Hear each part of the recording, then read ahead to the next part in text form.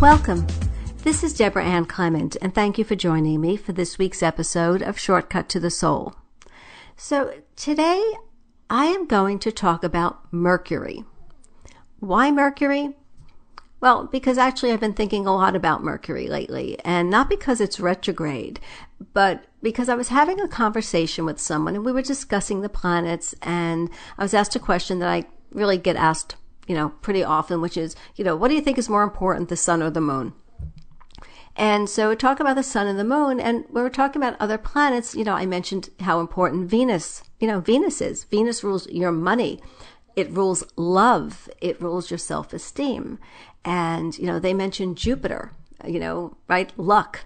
And of course, from there, then we're talking about Saturn, right? Saturn, it tests you, and is that feeling of where is Saturn in the chart? Where do you feel less than? And of course, Pluto, right? And Uranus, and we're discussing this all, and Mars actually was mentioned was next to last, okay? But Mercury was the last planet. It was really kind of almost like an afterthought because there was so much attention being focused on Saturn because, that can, as my friend said, that stresses you, all right? And Pluto terrifies you. And so we went through all this. But again, when you think about Mercury, and that's what got me thinking about it, I thought, it's true. There's so much focus on the other planets. And yet we all agree that communication, right, which Mercury rules, it's like the most important thing there is, right? For success, and success in every life area, right? Not just relationships, though that's where we tend to talk about it the most, but Mercury is so important. And think about this. We talk about Mercury in communications, but Mercury rules the mind.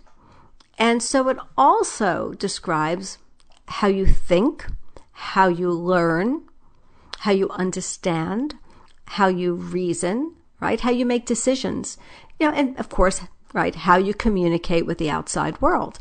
Now, think about this too, because the truth is not everyone learns the same way, right? We don't process information the same way.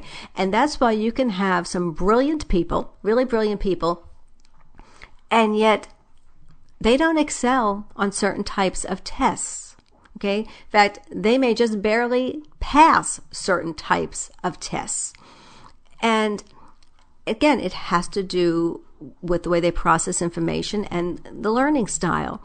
Same note, not everybody absorbs information, right, or responds to it at the same speed, right? We don't all follow the same pattern of thinking when it comes to problem solving, right? Different methods, and different people have different abilities to concentrate, or I should say, right, for long periods of time. Same thing with memory. Some people are great at remembering facts and figures and names, and other people, right, just aren't. Well, that's all connected to Mercury.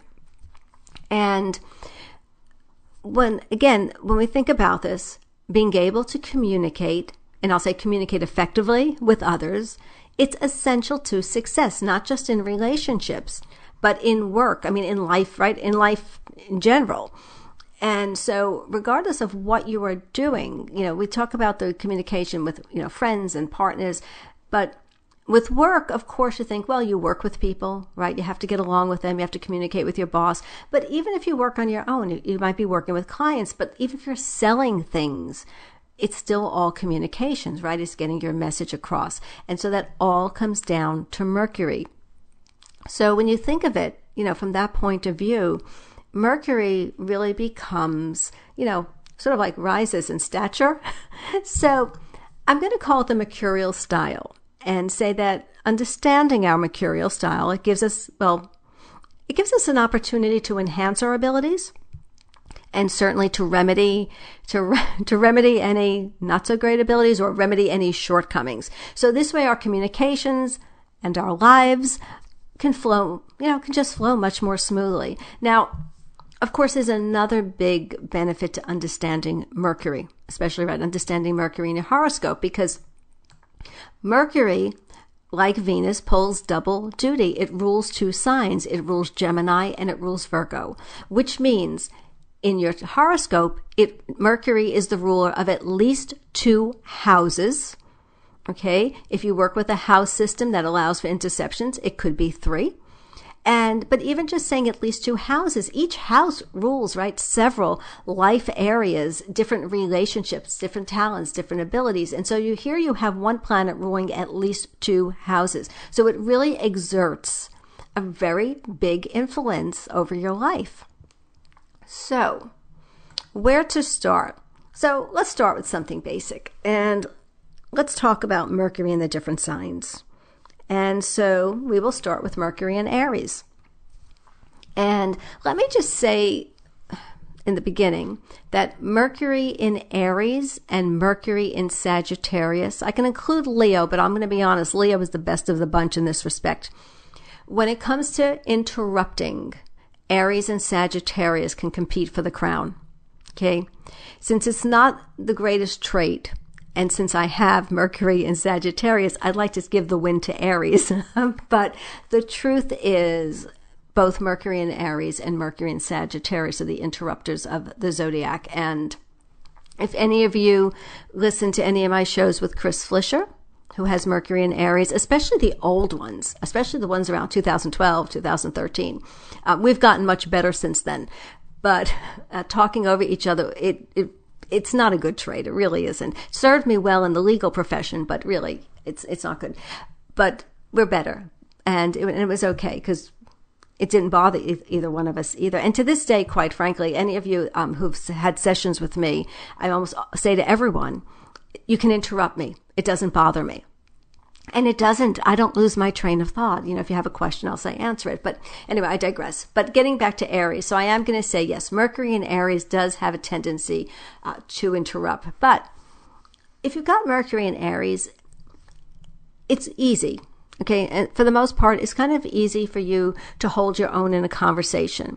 Can you dominate one? Can you monopolize one? If you want to, sure. But I'm just going to say definitely to hold your own. Quick thinking. Mercury in Aries is quick thinking. Now, that can be great, but it can sometimes lead you to, well, frankly, to maybe jump to conclusions.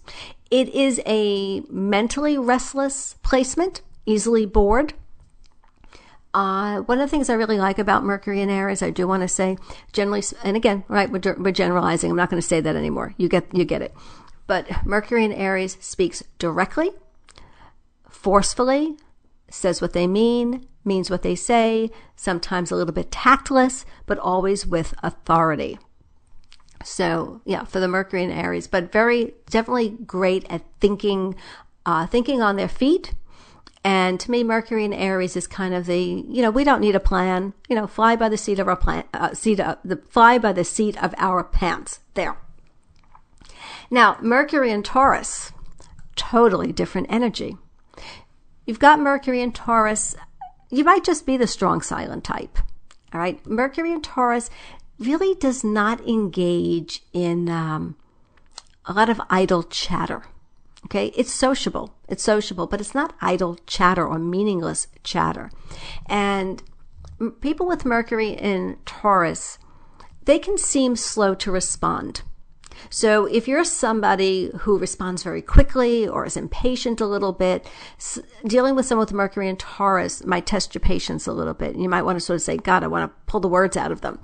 But it's not that they're that slow, but if you're that impatient, that's how you may feel. The thing about it really is that Mercury in Taurus they think it's deliberately, okay? They really deliberate on things. And so the response may seem slow. And that's because if you've got Mercury in Taurus, and I think this is really a wonderful quality, like you give everything careful consideration. And so you think, as well as the way you learn, by the way, in a deliberate, a logical, and a very organized manner. And so when it comes to the thinking, can be a little bit rigid sometimes. Do have to watch that. I will say communications, Mercury in Taurus wants to get the last word. So does Mercury in Leo, by the way. And the other thing I'll say about Mercury in Taurus is there's a lot of a talent for expressing yourself, if not with words, I'm going to say creatively, through painting, through painting, through writing, right, through drawing, but also Mercury in Taurus through singing. But there's this creative talent there as well. And let's see, Gemini. So if Mercury's in Gemini, well, it's in its own sign, so it's really strong. And so Mercury in Gemini usually excels at conversation, all right? And I'm also going to say Mercury in Gemini, masterful when it comes to thinking on your feet. And quite frankly, that includes coming up with excuses, or, maybe you want to call them white lies, but I'm going to say excuses. If you want to get out of a commitment, seriously, as someone who's got Mercury and Gemini, or quite frankly, maybe even Gemini rising, and we're Gemini, and they're really good. But that Mercury and Gemini, very good thinking on their feet. Curiosity. A lot of curiosity, curious about everything. Generally, Mercury in Gemini will learn easily, but the attention span, that can be short. All right. And the same could be said of Mercury in Aries as well. The attention span is not always the longest. But Mercury in Gemini, with the attention span, usually what happens is you certainly learn enough. At the very least, you'll learn enough information, like enough to be dangerous, but you'll learn enough, but don't always stay with it. Still, Mercury in Gemini is a lifelong student. All right. There's usually some talent for teaching. And even if it's not formal, you may not, be a teacher, but you share knowledge. You enjoy informing people, teaching people. There's ability for writing and sometimes numbers as well. Very good with, could be good in math. Now, Cancer. Let's talk about Mercury in Cancer. So Mercury in Cancer is sensitive. All right. And when I say sensitive, sometimes when it comes to speaking up, it may not be that easy for you always to find your voice. I'll say the same thing for Mercury in Pisces. So let me say that now because I may forget to say that later. But Mercury in Cancer can be a little bit shy when it comes to speaking up, a little bit more introverted, which quite frankly is fine. I mean, the world is not meant to be, everyone's not supposed to be an extrovert, really. And because Mercury rules, right, it rules the intellect. And because when you're talking about Cancer and you've Mercury in Cancer, it's a very intuitive. And so at times, quite frankly, it's almost as if Mercury in Cancer can almost be immune to logic. And I'm not saying that, you're not rational or that you won't consider a rational argument, but Mercury in Cancer usually bases decisions, the decision-making process is based on how you feel and your past experiences. All right. So that having a little bit of that detachment, okay, or that objective analysis sometimes can be a little bit, I'm just going to say, a learning curve for Mercury in Cancer, usually a good memory. Okay, Mercury in Cancer usually has a good memory, introspective, and I just feel people with Mercury in Cancer, they do well with journaling, like they benefit from journaling. To me, it's emotionally based thinking. And one of the things, if you've got Mercury in Cancer, I think that you may have to watch out for is for taking things a little bit more personally.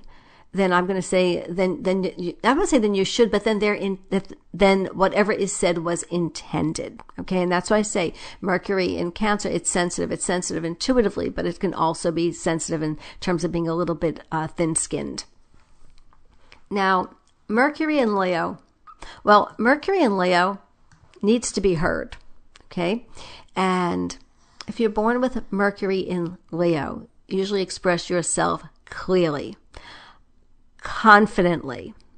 I don't want to say loudly, but I will say Mercury in Leo, people of Mercury in Leo, their voice usually carries. All right. And it's not that they're out there, screaming and carrying on, but something I've observed, the voice usually carries.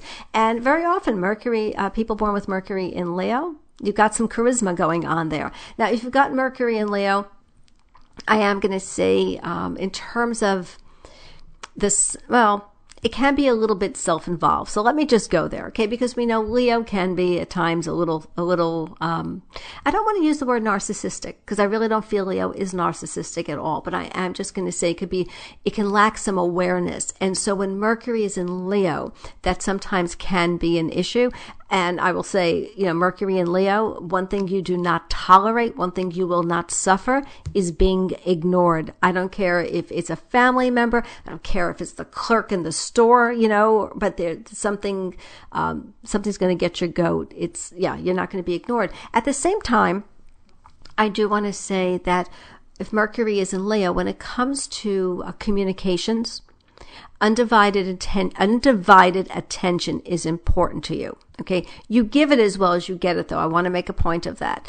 And so it's in terms of the learning style, not that you can't learn in a big group or a lecture hall, but very often I find Mercury in Leo, I hate to say the extra attention, but that undivided attention, like a tutor. I'll be honest, if you have a child with Mercury in Leo and they're falling behind in a subject, if you can get some one-on-one instruction, they'll absorb it. They'll just absorb it, and you'll just do much better. And with Mercury in Leo, there usually is talent, some creative talent. Now, absolutely, it could be writing, it could be designing, it could be speaking, it could be singing, teaching. Mercury in Leo, you'll find a lot of teachers with Mercury in Leo. All right. And again, they can get the point across to young people, to youth, not just little kids. They just get it. They have that connection with it. And Virgo. So if Mercury is in Virgo, well, Mercury rules Virgo, so again is very strong. And Mercury in Virgo, you've got a strong mind, a good memory, and very, very, very strong mental discipline. You're great in emergencies, okay? You excel at problem solving. Now, Mercury in Virgo, there's usually talent as well for writing, for speaking, editing especially. Any type of work that requires organization and attention to detail. Mercury in Virgo usually does well. Now, here's the other side, though. If your Mercury is in Virgo, you do tend to be skeptical. I could say a little cynical, quite honestly, but you question things. You do not take things at face value. I will say Mercury in Virgo because it's sharp, okay? And like I say, you've got Mercury in Virgo. You don't miss a trick, but you're good at spotting things that are wrong. It's a gift. I mean, seriously, it could get on people's nerves, but it's a gift. This is what we need. If it wasn't for you, believe me, bridges would collapse and all types of things would happen. But you do have to watch sometimes that your constructive criticism, because that's really what your intention is, that it doesn't sometimes either come out sounding negative, it sort of morphs into negativity. You just want to watch that it doesn't. It's not so much sometimes what you say, but how you say it. And I'm going to say this, Mercury in Virgo, true of Mercury in Gemini as well. And I'm going to say Mercury in Aquarius. They all need to develop more patience for people who are just not quite as smart or just as quick as they are. Mercury in Libra. So, if you've got Mercury in Libra, you excel. You excel at objective analysis, right? Think about Libra, right? It's about this objective analysis and the scales and the balance. The problem is, though, with Mercury in Libra is that you can have a hard time, we say, coming to a decision. You need to learn when to quit, okay? You need to learn really when to stop editing, when to quit, because it's a fear of it's not making the wrong decision. It's a fear that you're not going to make the perfect decision. That's the angst. And so that is just something that you have to work on. Now, cooperative nature. Mercury in Libra, you've got a very cooperative nature, very charming nature. Socially, you can handle people, you can talk to people, cockroaches to kings, and it's very disarming. And so if you've got Mercury in Libra, I'm willing to bet that you've been underestimated. Okay? You've been underestimated more than once. And because you have a really great ability to separate your own feelings, okay, from any situation. So you can sort of take yourself out of it. You've got that ability to sort of have that detachment and see it clearly. And that is the reason why many people with Mercury in Libra are very successful in fields, psychology, the legal profession, anything to do with human resources, dealing with people, but anything where you need to take yourself out of it. So when it comes to any type of a crisis situation, I'm going to put it that way, Mercury in Libra, can actually do very well. There's usually not this paralysis. And I know like Libra's like, oh, they can't make a decision. No, they can make a decision in instances like that. But the fear of anything that comes out with the Mercury, the decision-making process, again, it's this, that I've got to make this perfect decision. And the truth is that when all is said and done, there's rarely, if ever, a perfect decision. Now, Scorpio. Okay, so if you've got Mercury in Scorpio, you probably play it close to the vest when it comes to communications. It's not to say you're not sociable, because you are. It's just you don't give up much about yourself. You're great at getting information from other people. And I always think, Mercury in Scorpio, answer a question with a question. All right. So you excel at research because it is this natural inquisitiveness. I mean, now, seriously, Mercury in Gemini has that as well. But with Scorpio, it's a little bit different because just to go to Mercury in Gemini, it's a little bit more lighthearted. It could be a little more, I hate to use the word shallow, but I'm going to use that word, or superficial. Superficial. It can be more like, social chit chat and, hi, how are you? The weather and all that stuff. And not really, Mercury in Gemini is not really talking about deep, how I feel type of things. Now, with Mercury in Scorpio, you're not sitting around necessarily talking about your feelings either. You might be talking to people about theirs, but not about yours, but it's about depth. All right. So Mercury in Scorpio can be a little bit secretive, can avoid sharing information. I feel people with Mercury in Scorpio, it's like a need to know basis. There is a talent. Okay. There is a talent, quite frankly, very good tactical abilities, strategy, and quite frankly, manipulating others. To be frank. So excellent memory. Mercury in Scorpio, excellent memory, very strong powers of concentration. When it comes to communications, I will say Mercury in Scorpio usually gets to the point. Says what they mean, means what they say. A sarcastic wit, Mercury in Virgo as well. The difference is Mercury in Virgo can be sarcastic and quite frankly, it can come off as mean. When Mercury in Scorpio is sarcastic, it can come off as cruel. And it's not really the same, okay? So Mercury in Scorpio tends to go more for the jugular. But in terms of also, I just want to say abilities, Mercury in Scorpio, also very intuitive. I'm in Scorpio, it rules the 8th house, right? All the mysteries of life. And that's why I say there's a strong curiosity, but in subjects of death. There's not necessarily like a fascination with the death or anything like that, but anything to do with transformation, with rebirth. Someone's got Mercury in Scorpio, they have the ability to, I'm going to say, reinvent themselves, or they could be really good, let's say in the field of psychology, working with somebody else or helping somebody else transform in some way. Mercury in Sagittarius. So Mercury in Sagittarius is, it's an eternal student. And I will say there is an unquenchable thirst for knowledge and a natural ability to teach, to preach, and I don't want to say to argue, but I'll say to debate. If you've got Mercury in Sagittarius, you're usually up for lively conversations, but you don't back down from, like I say, from a debate. If anything, Mercury in Sagittarius has this need to share opinions. All right, and as I said, they're often guilty of interrupting other people. Strong social conscience. I do want to say that if you've got Mercury in Sagittarius, there's a strong social conscience.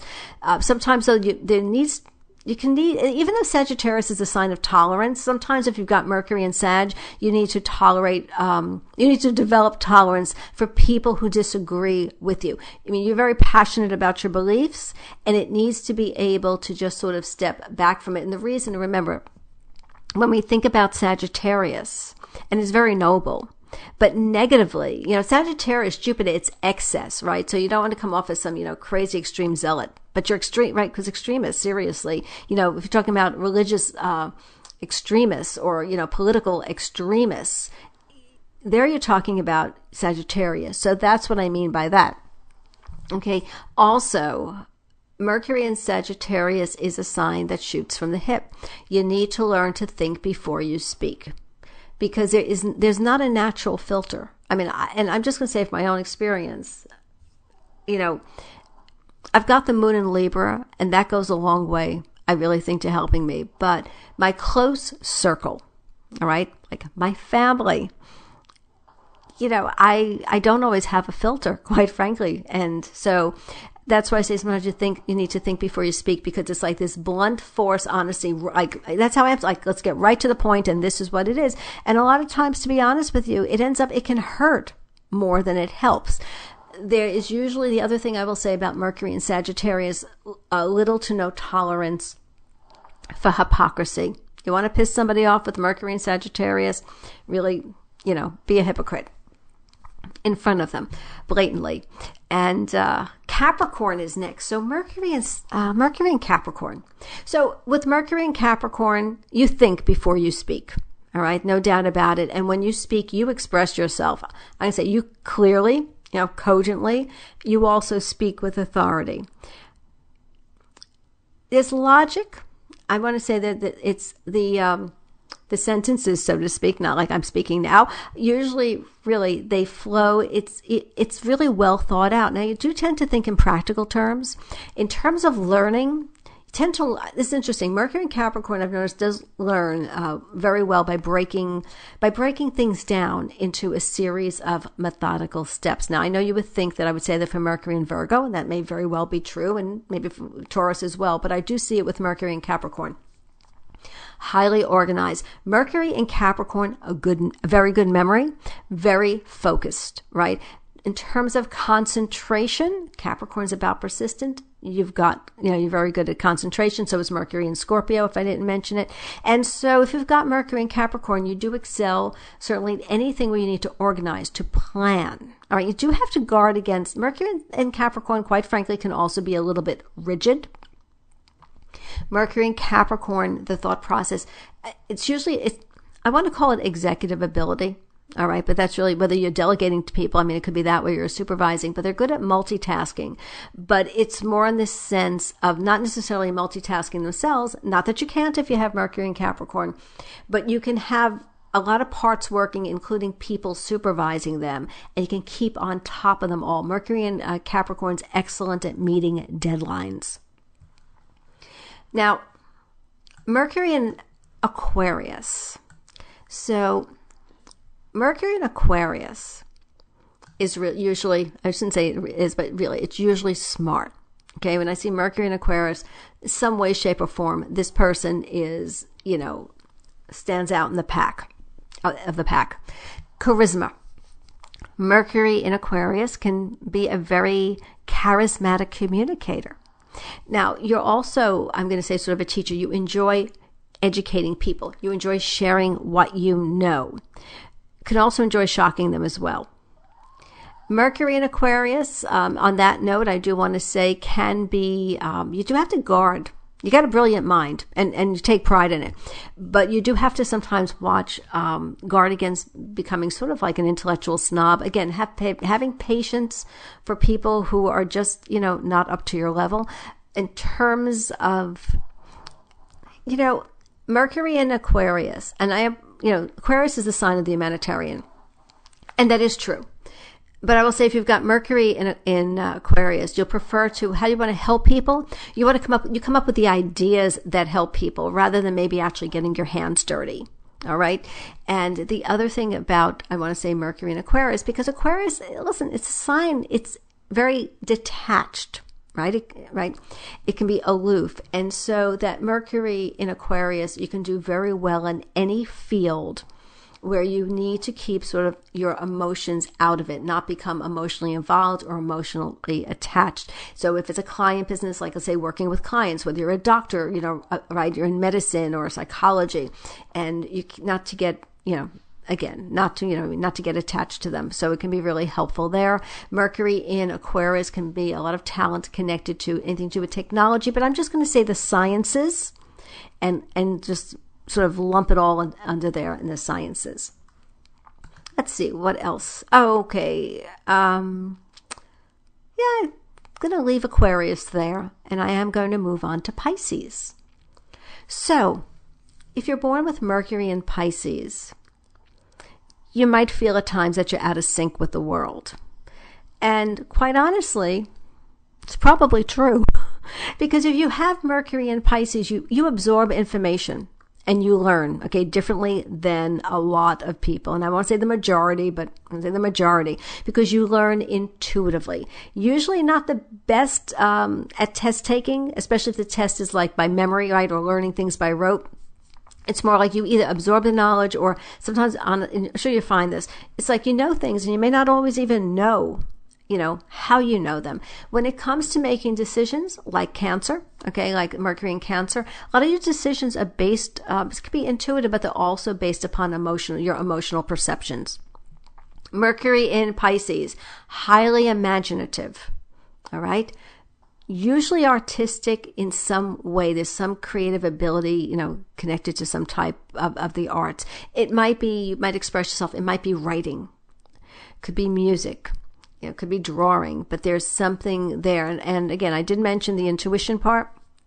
Now, Mercury in Pisces, like Mercury in Cancer, sensitive. And again, you could take things to heart, which, it might aren't meant or intended to the way, you get hurt and it's really, you might be a little bit overreacting. But I will say with Mercury and Pisces, there can be a tendency also, when it comes to mental stimulation, you can be overwhelmed easily by noise or being in large crowds. So if you've got Mercury in Pisces, you need to calm your mind. You need to spend time, like on a regular basis, quite frankly, alone, your own company, with your own thoughts, and just sort of sit and be quiet. I feel Mercury in Pisces, of the placements where something like meditation or yoga, mind-body discipline can do you a lot of good. Now, it's a snapshot, right? So that's a snapshot of Mercury in the signs. And by all means, I didn't go into each sign into real detail of how they really learn, right? And how they really communicate, and how each one, I'm just going to say, makes a decision. So did the best off the top of my head, and there'll be more to come. But for now, I do want to talk about the condition of Mercury in your chart. So what do I mean by the condition? Is it retrograde? Is it intercepted? Is it unaspected? Okay, meaning it doesn't have any aspects at all. And an unaspected planet is a planet that does not make any major aspect to any other planet. So, different astrologers, not everybody goes by the same rules, but I'm just going to share mine. So for me, an unaspected Mercury is a Mercury that does not make an aspect, a major aspect, okay, to any other planet in the chart. If it makes an aspect to Chiron, to the ascendant, it's conjunct the midheaven, it's unaspected if that is all it makes. It makes a quincunx to a planet.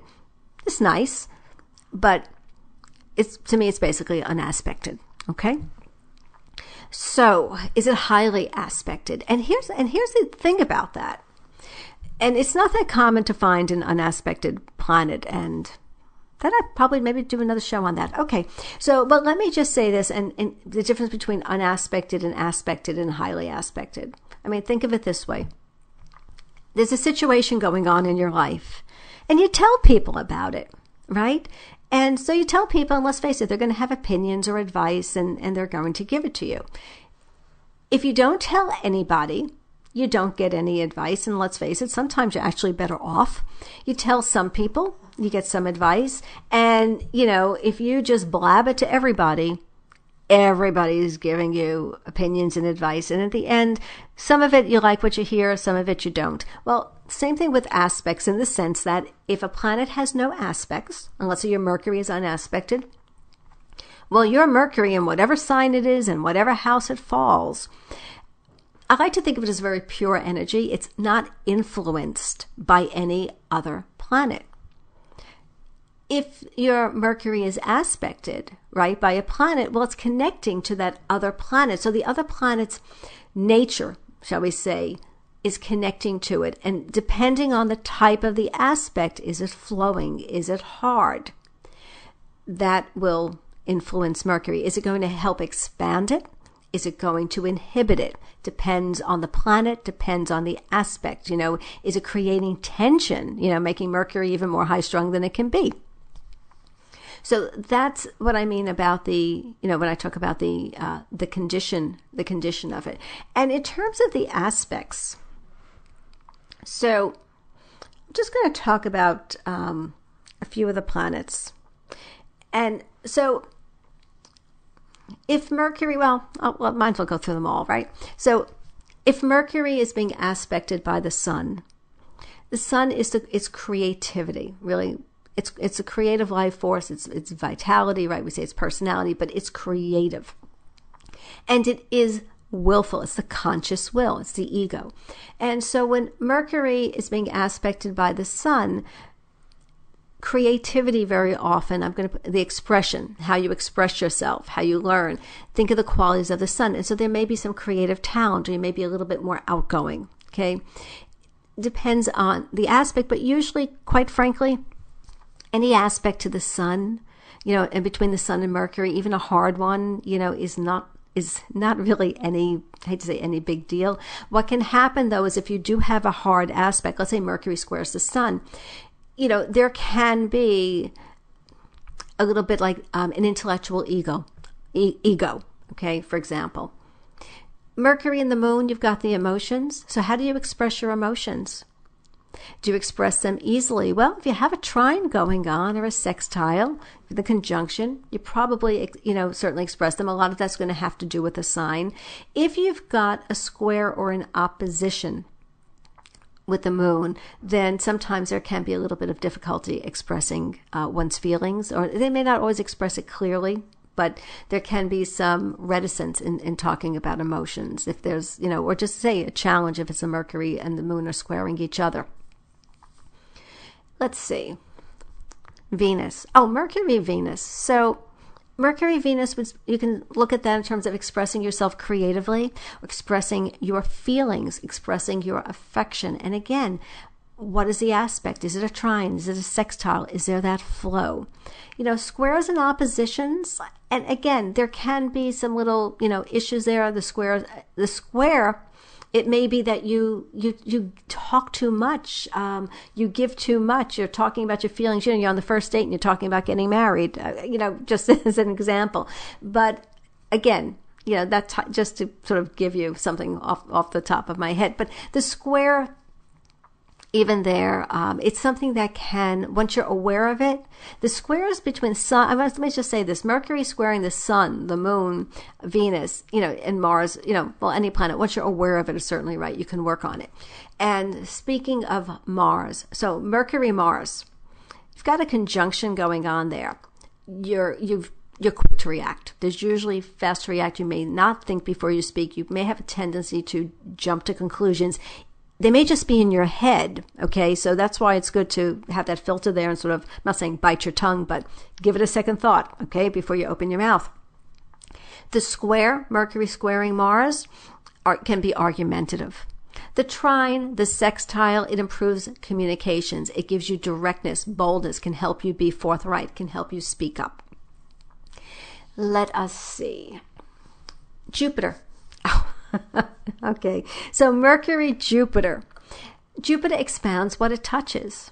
So if you've got the trine, if you've got the sextile, it will enhance communication. It can also enhance your ability to learn, your interest in learning, all right, talents in teaching and writing, things of that nature.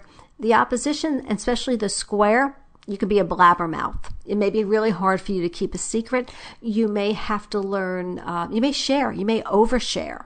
All right. So if you've got a Mercury square Jupiter, just give that some consideration. If there are times when you think, why did I say that? Like, why did I tell that person my plans? Because it can almost feel, it's not like a compulsion to share, but it's just like this easy flow. Jupiter and Mercury can both be very friendly. It's like, oh, it's a moment, of course I'll share. And then it's kind of like, why did I say that? Saturn, Mercury, Saturn. So the upside, Mercury trining Saturn, Mercury sextiling Saturn, the thought process, the decision-making process, right? Well, Saturn brings structure, right? It's discipline. And so the thought process can be really good. And negatively, if Mercury is squared by Saturn, it can be difficulty making decisions. You can be stuck. It can be a little rigid at times, but it can also be difficulty expressing yourself. And it might just be inhibition. It could be a fear of speaking up. Like in your head, it all sounds great. And then you get there to the moment and it's like, and you hesitate to say it. Opposition, not quite as bad, but that can inhibit a little bit as well. But again, opposition sometimes, depending on the rest of the chart and other aspects to Mercury, it's never just one thing, really. This is why I say, and I'm digressing a moment, when it comes to astrology, those of you who listen to these podcasts, look at charts, right? Whether you practice professionally, especially, but even if you don't, but you look at charts and you love this is a calling because it is so complex. Anyone who practices astrology and really learns astrology, beyond the very, very basics, you're called. It's a calling. But anyway, okay, so back to Mercury. And so the Mercury Saturn is that the oppositions can certainly cause some difficulty, but it can also, Saturn opposing Mercury says to me, it can be very good being self-disciplined and focused, all right? Uranus. Mercury, Uranus. Brilliance. I don't want to say insanity. It really can sort of go anyway. We said that, right? But think about when you take Mercury and you put Uranus, and Uranus, let's say it's a higher octave or version of Mercury, and you put the two of them again together. Usually there is some type of brilliance in some area. Yes, the thinking is quick. It's like inspired. It's like boom, like lightning. Can be very intuitive as well. If you have a Mercury Uranus and you've got a lot of intuition, wow, things come to you. For some of you, if you notice that it doesn't sort of, like it comes when it wants to come and you sort of don't have any control over it, Uranus sometimes has to be tamed. And so sometimes you need to practice, okay? You need to sort of train it. But the Mercury-Uranus conjunction, thinking is very fast, all right? Now, depending on the rest of the chart, it can sometimes, that Mercury-Uranus can sort of be a little bit of an issue. It can be too hyper. It can be anxiety producing. Mercury trining Uranus, Mercury sextiling Uranus, you've got this really nice flow, and there can also be a creative flow where you've got a really unique style, okay? The way you speak with distinction, all right? And again, if you're drawing or you're writing, people can spot your style. The opposition, Mercury opposing Uranus, could be a little bit of when I say a roller coaster, your mind could be a little bit scattered. Same thing with the conjunction, of course, but it can go sort of, I'm not saying extremes, but Uranus is a planet of extremes, where there are times you could really just have this block, at times, and other times that Mercury-Uranus can inspire you. If your chart is Saturn heavy, like Saturn's really heavy or prominent in your chart, let's see on the ascendant, that Mercury-Uranus energy sometimes can really be very helpful. And Neptune. Oh, goodness, Neptune. Okay, so Mercury-Neptune, especially the conjunction, intuitive ability, connecting to the other side, mediumship, definitely a possibility. Whether you know it or not, I'm just going to say that ability is probably there. I mean, everybody really has the ability. It's just like everybody has the ability to learn to play the piano or shoot a basketball, barring some type of right, a disability. And, somebody can end up in Carnegie Hall and somebody can, not even be able to play chopsticks, right? It depends on ability. But with Mercury and Neptune with the conjunction, there's usually a gift there. Creatively as well. Now, it can be music, it can be writing. It can also be connected to dancing, to choreography. Just because some of the things that Mercury rules. But the thing about Mercury and Neptune, when we're thinking about the thought process, again, it's very intuitive. How do you make decisions? It's very often, it's channeled, or it's how you feel, at the moment. The sextile and the trine, right, is a flow. You don't have the intensity of the conjunction, but you do have this flow, and so there's this usually creative ability. The only thing I'm going to say here about Neptune is Neptune rules anesthesia, so there can be talent. It can, I hate to say it can go to waste, but there may not always be a lot of motivation. It's like, oh, I'll do it tomorrow. I'll write this, I'll write the next Harry Potter series next week. So if you do have this Mercury, Neptune, and you've got these ideas, unless you have something elsewhere in the chart, to provide the motivation, it's something that you may have to really, consciously work at. And if you have the square or the opposition, so and I'm going to tell you honestly, I don't care. Even if you've got the conjunction, the trine, and the sextile, it may be, what I'm going to say, you probably have a very watered down version of it. But with Mercury and Neptune, you can have, this tremendous insight and clarity, or you can have a total lack of clarity. And when Mercury is squaring Neptune, you look around and you feel like, I'm not on the same page with anybody. And you may feel a disconnect. And it's not your imagination, okay? Because you're not on the same page, and there is this disconnect because you're not seeing things the same way. And that can create a lot of difficulty in life. And so that's one of those placements where I say when it comes to communicating, you may do better putting things in writing, anything important, sending that email. I mean, really review it a lot of times before you hit send, because the points are right there, bullet point them. And it's clear because it's really black and white, and that's the best way sometimes for you to interpret things as well. But there can be, like I say, you can miss things. And so it's not to say, oh, you're definitely going to be fooled or, swindled. But you do have to watch with hard Mercury, Neptune, that you don't see things clearly, or when you're expressing them, your intentions could be good, but you may not be actually being fully, I don't want to say fully honest. It's not that you're looking to be dishonest. It's just, it's all in your head clearly, but you may not get the whole message out. So be aware of that. And then we have Pluto. So Mercury and Pluto together. You want to talk about a strong mind? There you go. And great memory, mental perseverance, persistence. Mercury, Saturn as well, by the way, right?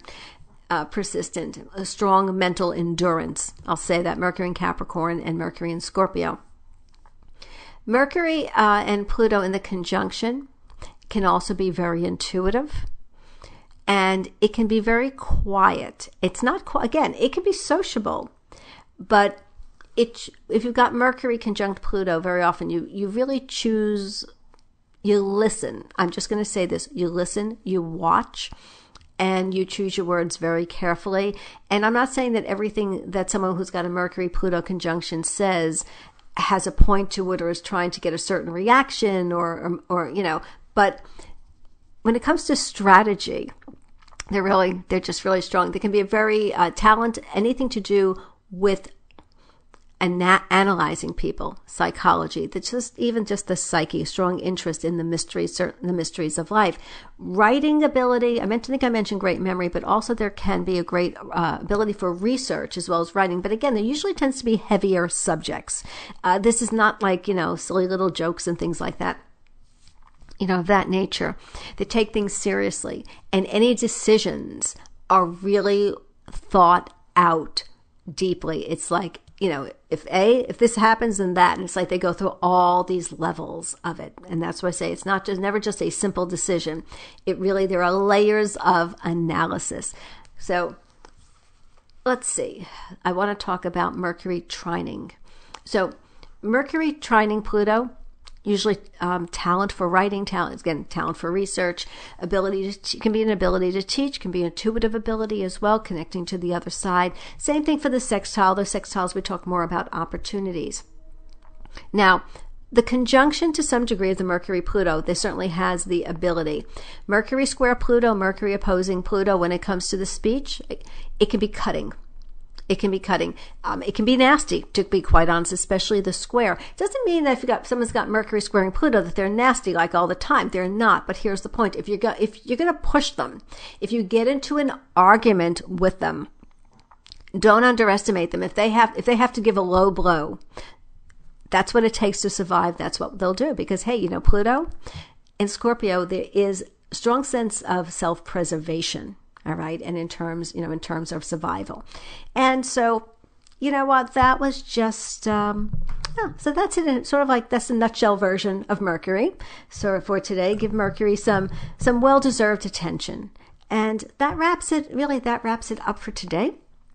And so as always, I thank you. I encourage you to please, if you go on Facebook, ask to join the Shortcut to the Soul community. We're trying to get some conversations going in there. We can discuss the shows if you like. Subscribe to the show. That would be great. And positive reviews are always helpful. It helps the show really sort of get out there, because they'll sort of, they have their own little things where they recommend them. Anyway, that's myself. That's all my self-promotion for today. All right. So again, thank you so much. And until next time, I'm Debra Ann Clement, and may Jupiter's blessings be your constant companion. We hope you've enjoyed this presentation. To schedule a consultation, please visit DebraClementAstrologer.com.